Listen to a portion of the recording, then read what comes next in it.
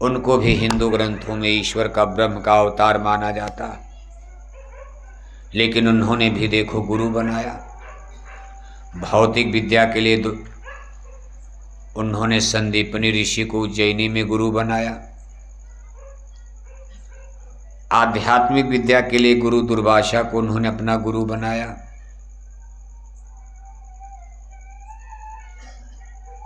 अब राम और कृष्ण, अगर ये लोग गुरु परंपरा को स्वीकार कर रहे हैं तो हमको आपको मान लेने में क्या ऐतराज है। हमारे सभी धर्म ग्रंथ चिल्ला चिल्ला कर कह रहे हैं कि कर्णधार सदगुरुदेव नावा, दुर्लभ साथ सुलभ कर पावा। जैसे मल्लाह मिलेगा, नाव चलाने वाला, बैठ जाओगे पार कर देगा। आप नाव चलाना नहीं जानते, तैरना नहीं जानते, आप जाओगे डूब के मर जाओगे। इसी तरह से भव सिंधु भव सागर में जिसको आपको पार करके आगे बढ़ना, इसमें मन माया के बड़े बड़े खतरे हैं। जब आप चलोगे तो मन और माया आपका रास्ता रोकते हैं, प्रतिरोध पैदा करते हैं। छोरत ग्रंथि जानि खगराया, विघन अनेक करे तब माया। माया इतनी प्रबल शक्ति है, आपको जाने नहीं देगी, दुश्मन है।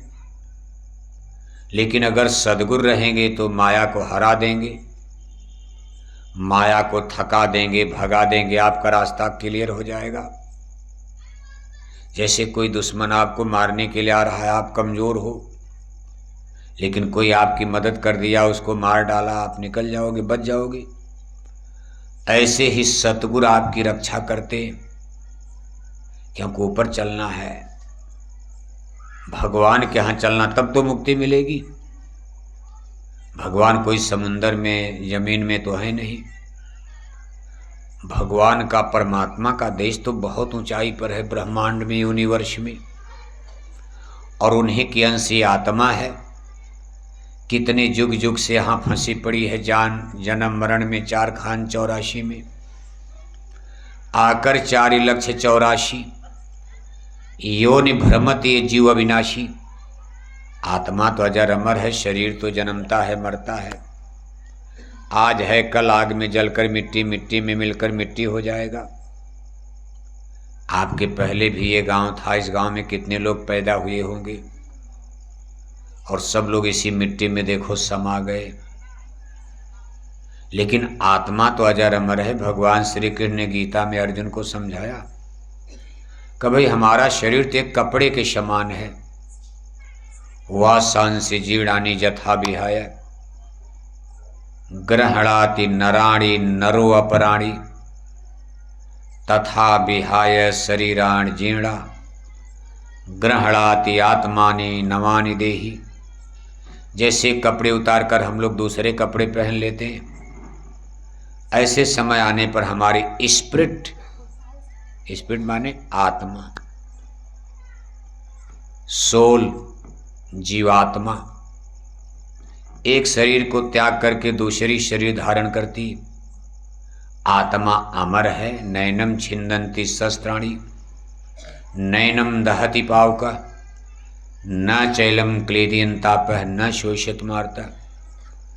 आत्मा को कोई हथियार काट नहीं सकता, आग जला नहीं सकती, पानी गला नहीं सकता, हवा सोख नहीं सकती। मरना तो शरीर का होता।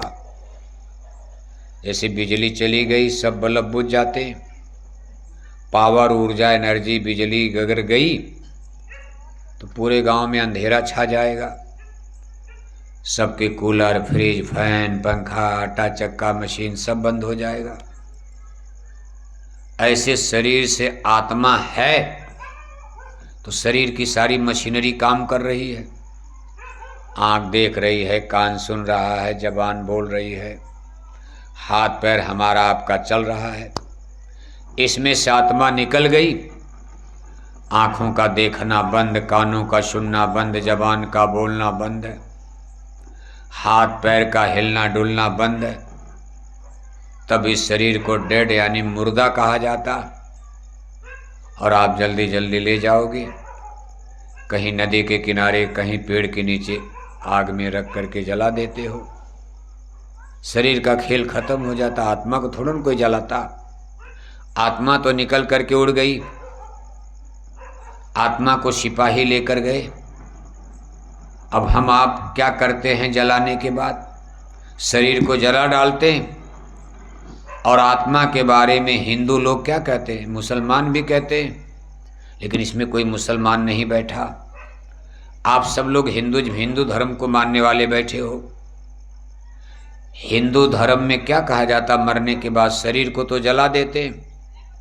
जैसे किसी के दादा दादी माता पिता मरे तो ले जाकर के आप शरीर को जला देते हो, और घर में आकर के आत्मा के कल्याण के लिए 10वां मनाया, 13 दिन में ब्रह्मभोज 13 ही मनाते।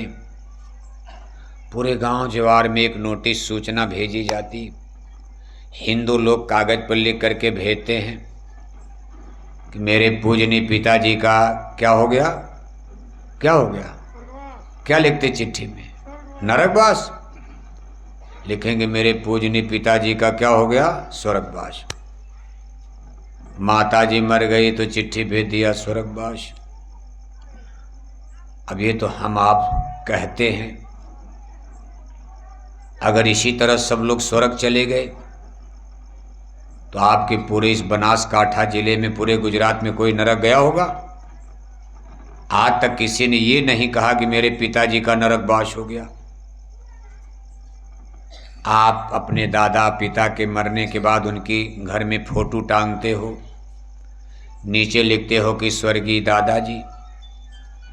स्वर्गीय नरकी कोई लिखता है? फोटो के नीचे क्या लिखोगे, स्वर्गीय दादाजी। यानी स्वर्ग चले गए, अब नहीं है दुनिया में। कहाँ चले गए? स्वर्ग चले गए। दादा 2 कुंतल मछली खाकर मरे गए, तब भी कहोगे कहाँ चले गए? स्वर्ग चले गए। दादा सारी जिंदगी शराब पीते पीते मर गए, कहोगे कहाँ चले गए? स्वर्ग चले गए। दादा सारी जिंदगी चोरी कत्ल डकैती करते करते मर गए, बुरा पाप कर्म करते करते मर गए, उनके लिए भी आप क्या कहोगे? मरने के बाद कहाँ चले गए? स्वर्ग चले गए। अब आप कहते हो दादा स्वर्ग चले गए, दादा कुत्ता बिल्ला बनकर घर में ही भटक रहे हैं। ऐसे नहीं स्वर्ग मिलता। स्वर्ग वाला काम तो किया नहीं, काम तो गंदा किया, पाप किया तो भगवान सजा देते हैं। 84 के जेल खाने में जीव को डाल दिया जाता। देख, एक बहुत सुंदर कथानक दृष्टांत आता। सिख गुरु साहिबान प्रथम पातशाही गुरु नानक जी महाराज, गुरु नानक देव जी महाराज का नाम आप जैसे आपके गुजरात में स्वामी नारायण दास का नाम मशहूर है, ऐसे पंजाब की धरती पर जाओगे तो गुरु नानक जी महाराज श्रेष्ठ पुरुष। उन्हीं के नाम पर देखो सिख धर्म की स्थापना हुई। 10 गुरु उसमें हुए हैं। गुरु नानक जी महाराज, गुरु अंगद जी महाराज, गुरु अमरदास, रामदास, अर्जुन महाराज और गुरु गोविंद सिंह तक आते आते 10 गुरु हुए। पंजाब में सिख धर्म के लोग रहते हैं। गुरु नानक जी महाराज अपने जमाने के पूरे संत सदगुरु थे, the great master of the spiritualism. संत सदगुरु उसको कहा जाता जो हमारी जीवात्मा को जगाकर परमपिता परमात्मा तक पहुंचा दे, सारे पाप को धोकर। संतों की ज्ञान गंगा में पाप धुलता। यहाँ के पानी से तो शरीर धुल जाएगा, थोड़ा बहुत आपको पुण्य फायदा मिल जाएगा, लेकिन संतों के सत्संग रूपी गंगा में पाप धुल जाते हैं। गुरु नानक जी महाराज का जमाना था, समय था, बड़ा उनका नाम चला। लाहौर शहर जो बंटवारे में अब देखो पाकिस्तान में चला गया। लाहौर शहर में एक सेठ जी थे, बहुत बड़े धनी मानी आदमी। गुरु नानक जी महाराज की बड़ी महिमा उन्होंने सुनी थी, लेकिन अभी देखा नहीं था। एक बार गुरु साहिब अपना काफिला लेकर के, अपनी जमात लेकर के यात्रा पर निकले, जगह जगह डेरा डालते हुए, गांव गांव सत्संग सुनाते हुए।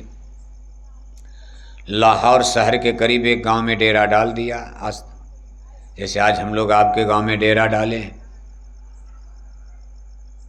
अब उस ज़माने में कार मोटर हवाई जहाज़ तो नहीं था। उस ज़माने में इक्का है, तांगा है, घोड़ा है, बैल है, रथ है, हाथी है। ऐसे जब सेठ जी ने सुना कि भाई गुरु साहिब तो हमारे गांव में ही आ गए, जल्दी जल्दी दुकान बंद करते हैं और जाकर गुरु साहिब के चरणों में प्रणाम करते हैं और अपील करते हैं कि गुरु महाराज, कल शाम का भोजन भंडारा प्रसाद हमारे हवेली पर, हमारे घर पर, लाहौर शहर में हमारी कोठी पर हम आपको निमंत्रण दे रहे। गुरु साहिब ने उनको पहली बार देखा था, सेठ जी ने भी गुरु साहिब को पहली बार देखा था। लेकिन संत बड़े दयालु होते, जब इतने भाव से कोई कह रहा, थोड़ी देर रुकने के बाद उन्होंने स्वीकार कर लिया। कहा ठीक है, कल हम चलेंगे, आप तैयारी करना सत्संग की, हम आपके घर आएंगे, वहाँ सत्संग होगा। अगले दिन गांव गांव सत्संग सुनाते हुए गुरु साहिब जब सेठ जी की हवेली पर पहुँचे तो वहाँ का दृश्य देख करके बड़े आश्चर्य से कहते, सेठ आज तुम्हारे घर पर किसी संत महात्मा का सत्संग है या कोई शादी ब्याह का फंक्शन यानी प्रयोजन है? अरे इतने किस्म की मिठाई पुआ पकवान तूने बना करके दुकान लगा दिया। संतों महात्माओं का सत्संग तो सादा सादा होता, कभी खिचड़ बढ़ गई, कभी हलवा बढ़ गया, कभी चीनी प्रसाद बढ़ गया, बस इतने होता। और तुमने इतनी मिठाई, इतना पुआ पकवान, 56 किस्म का व्यंजन बना के दुकान लगवा दिया। ऐसा तो शादी ब्याह में किया जाता। तो सेठ जी ने कहा, गुरु महाराज आज मैंने एक तीर में 2 निशाना लगाया। एक तो आप जैसे महात्मा का मेरे घर पर सत्संग है, दूसरा आज मेरे पिता की पुण्यतिथि है।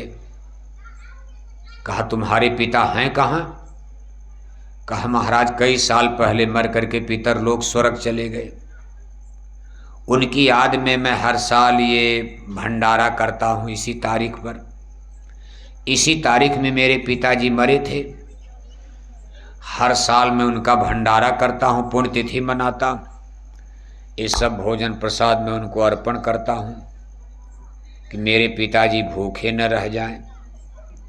साल भर के लिए पानी भोजन का इंतजाम मैं कर देता। गुरु नानक ने आंख बंद किया, थोड़ी देर के बाद आंख खोलते कहते, सेठ तू भी अंधा रह गया, तेरे पिता तो स्वर्ग में कहीं हैं ही नहीं। सेठ जी ने कहा महाराज इतनी जल्दी आप स्वर्ग चले गए? अरे कहा बहस मत करो, मेरे ऊपर विश्वास है तो सच समझो तुम्हारे पिता स्वर्ग में नहीं है। तो सेठ ने कहा तब बताइए कहाँ हैं? तो गुरु नानक ने कहा देख ये जंगल है लाहौर का, तेरे गांव के जंगल में ही, लाहौर के जंगल में सामने पीपल का पेड़ है। इस समय दिन डूब रहा है, तेरे पिता किसी जंगल में शेर का जन्म मिल गया। क्या बन गए? क्या बन गए? क्या बन गए? शेर। हाँ बच्चे समझ रहे हैं, समझ में आ रहा है ना? क्या बन गए? और सेठ जी सोच रहे कि हमारे दादा कहाँ चले गए? कहाँ चले गए? स्वर्ग। स्वर्गवास हो गया, स्वर्ग चले गए। तेरे पिता इसी जंगल में शेर बन गए हैं, शेर का जन्म मिल गया। 2 दिन के भूखे हैं, कोई शिकार नहीं मिला। इस समय जंगल से निकल कर इसी पीपल के पेड़ के पीछे झाड़ उसी में बैठे हैं, जाओ उनसे मिल लो और ये सब भोजन उनको करा दो, भूखे हैं। स्वर्ग में कहाँ दाल भात रोटी सब्जी भेज रहे हो, यहाँ ले जाओ। सेठ ने कहा महाराज आप हमको जानबूझ करके मौत के मुंह में भेज रहे हैं। एक तो मांसाहारी जानवर शेर, दूसरे 2 दिन का भूखा, वो तो हमको ही मार के खा जाएगा। तो गुरु साहिब ने कहा ना ना ना, संत किसी को धोखा नहीं देते। जब तुम शेर के सामने जाओगी, तुम्हारी आंख से शेर की आंख मिलेगी, तो शेर को अपना पूर्व जन्म याद आ जाएगा। वो तुमको अपने बेटे के पुत्र के रूप में पहचान जाएगा और वो शेर आदमी की बोली बोलने लगेगा। तुम मुझसे बात कर लेना। अब शेर जी को भरोसा नहीं हुआ कि इस कलयुग में जानवर आदमी की बोली क्या बोलेगा, लेकिन अब गुरु साहिब कह रहे हैं तो मान लिया बात, भाई चलो गुरु का आदेश है।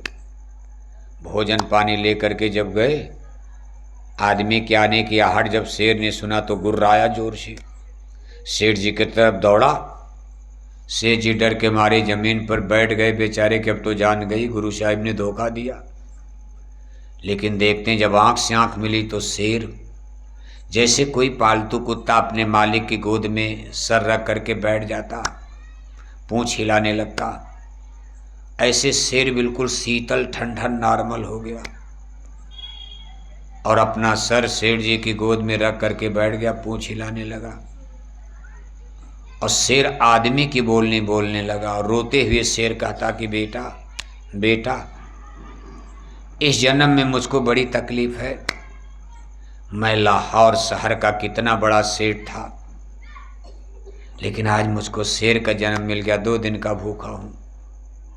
सब मिठाई भोजन सेठ जी ने आगे किया।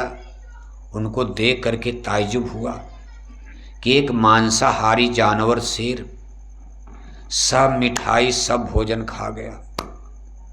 इसके बाद सेठ जी ने कहा, पिताजी आप तो शाकाहारी थे, आपने अपने जीवन में कभी मांस नहीं खाया।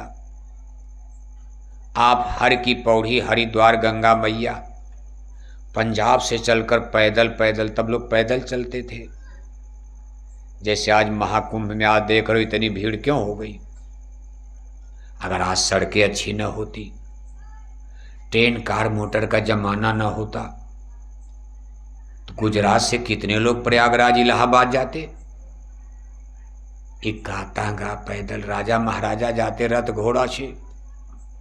नदियों पर पुल नहीं होते, गंगा जमुना गोदावरी पर, तो महाराष्ट्र के लोग प्रयागराज इलाहाबाद आ पाते। इसलिए ये समय का चक्र है।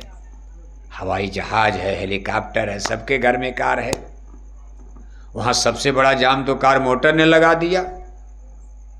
सब लोग कार मोटर लेकर के पहुंच गए। 4 आदमी 2 आदमी कार में बैठे हैं, 10 गाड़ी लेकर चले गए। मंत्री मिनिस्टर एमपी एमएलए सब पहुंचने लगे। अब मंत्री मिनिस्टर जाएंगे तो उनका ताम झाम 10-10 गाड़ी लेकर जा रहे। तो बताइए सड़कें और फिर प्रयागराज इलाहाबाद इतनी बड़ी धरती तो है नहीं। गंगा जमुना के बीच में मेला लगता बालू पर। इसलिए इलाहाबाद में एक समस्या खड़ी हो गई और दूसरे हल्ला मचा दिया गया, भाई जो अब की नहाएगा उसको मुक्ति मिल जाएगी। अब ये नहीं किसी ने कहा भाई उसी को मुक्ति मिलेगी जो गंगा मैया में नहाएगा और गंगा मैया से कहेगा, हे गंगा मैया, अब आज से मैं कोई पाप नहीं करूँगा, आपने मेरा पाप धो दिया, अब मैं जीवन में कोई पाप नहीं करूँगा। लेकिन क्या वो लोग पाप नहीं करेंगे? जो लोग गंगा से नहा करके महाकुंभ नहा के आएंगे और घर में जाकर 1-1 किलो मछली खाएंगे, फिर 1-1 किलो अंडा खाएंगे, 10-10 बोतल शराब पिएंगे, शाकाहारी कोई पाप कर्म छोड़ेगा? गंगा मैया भी पाप धोते धोते मैली हो गई। कितना पाप धोएंगे? मुसलमान तो उसमें जाते नहीं। हिंदुओं का ही पाप धोने में गंगा मैया मैली हो गई। गंगा मैया का पानी अब कुछ दिन के बाद अगर यही हाल रहा तो स्नान करने लायक नहीं रह जाएगा। लेकिन कुल मिलाकर के भाई गंगा में स्नान करना बुरा नहीं है, लेकिन उसके बाद बुराई तो छोड़ो। आप महाकुंभ में स्नान कर लिया, झूठ बोलना छोड़ा नहीं, धोखा देना, हिंसा, हत्या, ठगी, बेईमानी। कहा जा रहा है कि 50 करोड़ लोगों ने स्नान कर लिया। भारत की कुल आबादी 1.5 अरब के करीब है, 1.5 अरब, और 50 करोड़ लोग स्नान कर लिए गंगा में महाकुंभ में। 1/3 यानी 3 आदमी में 1 आदमी। 3 आदमी में कई आदमी? 3 आदमी में कई आदमी? एक आदमी। भारत में जितनी आबादी है, 3 आदमी में 1 आदमी महाकुंभ में स्नान कर चुके। इसमें हम आप इतने लोग बैठे हो, कई 100 आदमी, कई लोग महाकुंभ में गए थे? कोई गए? हाथ उठाओ जरा, हाथ उठाओ। इतने 100 आदमी में कोई नहीं गया, और वहां 3 आदमी में 1 आदमी। देखो 1 आदमी मिले, लेकिन इतने 100 आदमी में केवल 1 आदमी। और वहां बताया जा रहा है कि 1/3 लोग गंगा में स्नान कर चुके। मीडिया वाले भी ऐसे हवा फायर करते। यानी हर घर में अगर 3 आदमी हैं तो 1 आदमी महाकुंभ में, हर घर में 3 आदमी तो 1 आदमी, 3 में 1 आदमी महाकुंभ में। 50 करोड़ आदमी मामूली होता है। लेकिन मीडिया वालों का देखो, आज के पढ़े लिखे समाज को आप बेवकूफ़ बनाते हो। सही सूचना देना चाहिए। ठीक है, करोड़ों लोग गए, जाना भी चाहिए।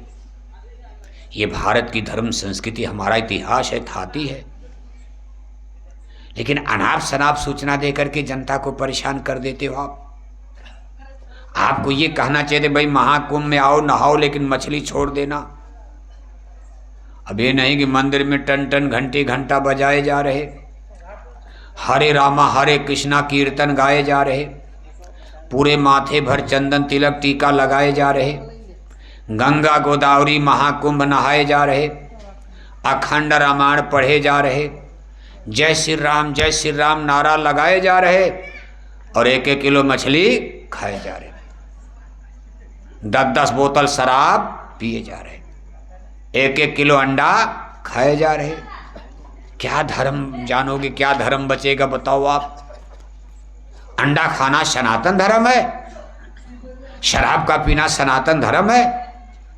मांस खाना सनातन धर्म है? भगवान राम ने कभी मांस खाया था? भगवान जोगेश्वर श्री कृष्ण जी महाराज मांस खाते थे? रामायण गीता वेद भागवत शास्त्र पुराण में कहीं मांस खाना लिखा है? धर्म तो कहता है सत्य अहिंसा परमो धर्म। सत्य अहिंसा परमो धर्म। धर्म का फंडामेंटल प्रिंसिपल, मूल थियरी, सिद्धांत सत्य अहिंसा परमो धर्म है। और आज हम लोग हिंसा पर चले गए, अहिंसा का रास्ता छोड़कर हिंसा। हिंसा भी कई तरह की होती है। जैसे भगवान कृष्ण ने अर्जुन से कहा, अर्जुन इनको मारो। एक तरफ भगवान श्री कृष्ण भगवान है, सत्य अहिंसा का पाठ पढ़ा रहे, और दूसरी तरफ अर्जुन से करे धनुष बाण उठा के मारो इनको। अर्जुन ने कहा केशव ये 2 बात आप कर रहे हैं। एक तरफ आप कहते भाई जीव हिंसा पाप है, जीव को मारना पाप है, और आप कह रहे इन सब राजाओं को मारो। इसमें मेरे भीष्म दादा हैं, पितामह हैं, मेरे गुरु द्रोणाचार्य खड़े हैं, कृपाचार्य हैं, मेरे ही कुल खानदान के मेरे भाई भातीजा चाचा सब लोग हैं, और आप कह रहे हो इनको मारो। इनको मारने में पाप नहीं है? भगवान श्री कृष्ण ने कहा ये अधर्मी हैं, ये धर्म के दुश्मन हैं, बिना इनको मारे धर्म की रक्षा होने वाली नहीं है, और ये लोग इस जन्म में सुधरने वाले नहीं है। इनको सब लोग सुधारते समझाते थक गए ऋषि मुनि। मैं खुद हस्तिनापुर जाकर समझाए, नहीं माने दुर्योधन। इसलिए इन लोगों के रहते धर्म बचने वाला नहीं। इनको मारो आप, पाप नहीं लगेगा।